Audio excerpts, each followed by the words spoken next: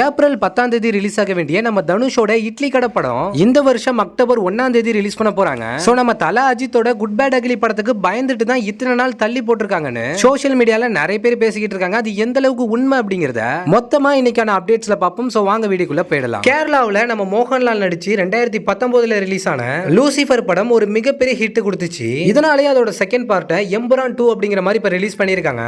இந்த ஒரு படம் இதுவரை மட்டுமே 245 கோடிக்கு மேல கலெக்ஷன் பண்ணிருக்கு. அதாவது கேரளாவுல இது வரைக்கும் வந்த படங்கள்ல ஹையஸ்ட் கலெக்ஷன் பண்ண படம் அப்படின்னா இந்த ஒரு எம்புரான் திரைப்படம் தான் இப்ப நம்பர் 1ல இருக்கு. இதுக்கு முன்னாடி சமீபத்துல ரிலீஸ் ஆன தமிழ்ல பயங்கர ஃபேமஸா ஓடுன மஞ்சுமல் பாய்ஸ் திரைப்படம் 200 கோடி வரைக்குமே கலெக்ஷன் பண்ணி. நெக்ஸ்டா நம்ம தல அஜித் நடிச்சு வர ஏப்ரல் 10ஆம் தேதி ரிலீஸ் ஆக இருக்கிற குட் பேட் அக்லி படம் ரிலீஸுக்கு முன்னாடியே, அதாவது இந்த ஒரு படம் ரிலீஸ் ஆக இன்னும் 3 நாள் இருக்கு.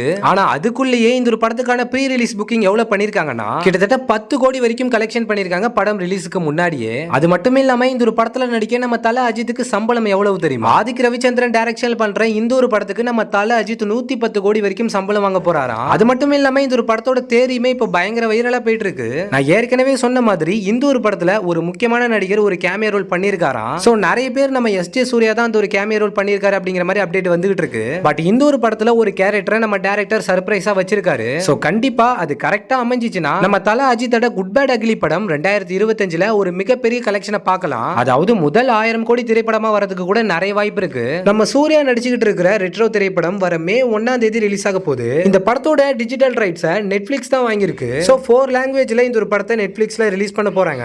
இந்த ஒரு படத்துக்கு ஒரு பக்கம் எக்ஸ்பெக்டேஷன் இருந்துச்சுன்னா அதே அளவுக்கு நம்ம கார்த்தியோட சர்தார் 2 படத்துக்குமே ஒரு மிகப்பெரிய எக்ஸ்பெக்டேஷன் இருக்கு. ஏன்னா சமீபத்துல நம்ம கார்த்தியோட சர்தார் 2 படத்துல இருந்து ஒரு அனௌன்ஸ்மெண்ட் வீடியோவை ரிலீஸ் பண்ணியிருந்தாங்க. பட் அந்த ஒரு அனௌன்ஸ்மெண்ட் வீடியோவை பார்க்கும்போது சோ அவங்க சர்தாருக்கு கொடுக்கிற கான்செப்டும் சரி, அவங்க கொண்டு போன ஸ்கிரீன் பிளேயும் சரி, சோ ஒரு ஃபாரின் கண்ட்ரியோட லொகேஷனோட பேக்ரவுண்ட்ல நம்ம சாம் சிஎஸோட மியூசிக் ப்ளே பண்ணும்போது இதே விஷயத்தை படத்துல கொண்டு போனா கண்டிப்பா இந்த ஒரு படம் ஒரு மிகப்பெரிய கலெக்ஷன் பண்ணலாம். ஏன்னா ஏற்கனவே நம்ம கார்த்திக்கு சவுத் இந்தியன் சைடுல நல்ல ஒரு மார்க்கெட் இருக்கு. சோ பேக்ரவுண்ட் ஸ்கோரை நினைச்சு சுத்தமா கவலையே பட வேணாம், நம்ம சாம் சிஎஸ் இருக்காரு, அவரே பார்த்துப்பாரு. ஆனா சர்தார் படத்தோட ஃபர்ஸ்ட் பார்ட்டை எடுத்துக்கிட்டீங்கன்னா நம்ம ஜிவி பிரகாஷ் தான் மியூசிக் பண்ணிருப்பாரு. பட் ஆனா இந்த ஒரு படத்துக்கு நம்ம சாம் சிஎஸ் தான் வந்து மியூசிக் பண்ண போறாரு. அதே போல இந்த ஒரு சர்தார் 2 திரைப்படம் இந்த வருஷம் சம்மர் டைம்ல ரிலீஸ் பண்ண போறதா ஒரு மிகப்பெரிய அப்டேட் கிடைச்சிருக்கு. சோ கண்டிப்பா இந்த ஒரு படத்துக்கு யாரெல்லாம் வெயிட் பண்றீங்க அப்படிங்கறத மறக்காம ஒரே கமெண்ட் பண்ணிடுங்க. டைரக்டர் நெல்சனை பொறுத்த வரைக்கும் ஒரு டைரக்டரா பீஸ்ட் படத்தோட தோல்விக்கு அப்புறம் நம்ம சூப்பர் ஸ்டாரோட ஜெயிலர் படம் மூலமா ஒரு மிகப்பெரிய கம்பேக் கொடுத்தாரு. இப்போ அதே நம்ம சூப்பர் ஸ்டாரை வச்சு ஜெயிலர் 2 அப்படிங்கிற ஒரு படமும் பண்ண போறாரு. இவரு ஜெயிலர் 2 படம் முடிச்ச கையோட அடுத்ததா தெலுங்குல இவரு நம்ம என்டிஆர் வச்சு ஒரு படம் பண்ண போறதா ஒரு அப்டேட் கிடைச்சிருக்கு.